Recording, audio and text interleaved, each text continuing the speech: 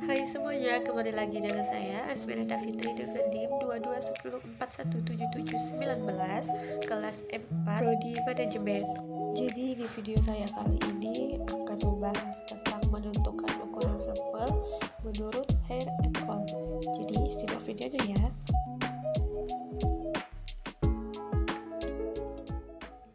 Menurut Hare et al., pada penelitian yang menggunakan variabel laten, di mana maksud dari penelitian yang menggunakan variabel laten adalah variabel yang tidak bisa diukur secara langsung, tapi diukur menggunakan indikator-indikator dari variabel penelitian tersebut. Contoh variabel keputusan pembelian terdiri atas 4 indikator. Yang pertama, indikator kesesuaian terhadap kebutuhan, kedua, indikator pemanfaatan produk, ketiga, indikator ketetapan produk, keempat, indikator pengalaman akan produk. Maka variabel keputusan pembelian ini merupakan variabel laten yang diukur dengan 4 indikator tersebut. Sedangkan jika menggunakan variabel penelitian yang bisa diukur secara langsung atau bukan variabel laten, misalnya variabel laba. Variabel laba dapat diukur dari total revenue dikurangi total biaya. Jika total revenue dikurang biaya bernilai positif, maka dapat disimpulkan mendapatkan laba. Sebaliknya, jika total revenue dikurangi total biaya bernilai negatif, maka dapat dikatakan mengalami rugi. Untuk menentukan ukuran sampel menurut Hare et al. Ada 3 bagian. Yang pertama itu rumusan penentuan ukuran sampel.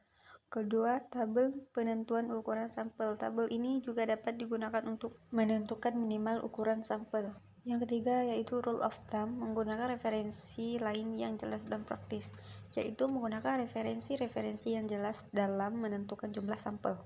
Cara menghitung ukuran sampel. Minimal sampel adalah 5 kali dari banyaknya variabel observasinya atau indikator. Indikator dari variabel yang akan kita analisis dan ukuran sampel yang lebih dapat diterima disarankan jumlah variabel atau jumlah indikatornya memiliki perbandingan 10:1. Jadi, ukuran sampel menurut Hare et al. Adalah 5 kali dari jumlah total indikator dan lebih baik jika ukuran sampel adalah 10 kali dari jumlah indikator. Jika terdapat 22 indikator, menurut Hare jumlah minimal sampel yang bisa digunakan untuk penelitian adalah 5 kali 22 indikator, sama dengan 110 sampel.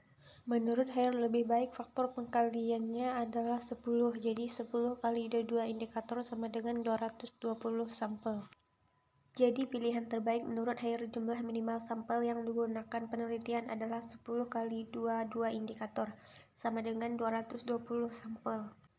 Jadi kesimpulannya, dalam menggunakan rule of thumb, menurut Hare et al. Menggunakan perhitungan minimal ukuran sampel 100 sampai dengan 200 sampel, yaitu dengan rumus 5 kali indikator sampel dengan 10 kali indikator, maka sebaiknya menggunakan ukuran sampel yang paling banyak jumlahnya.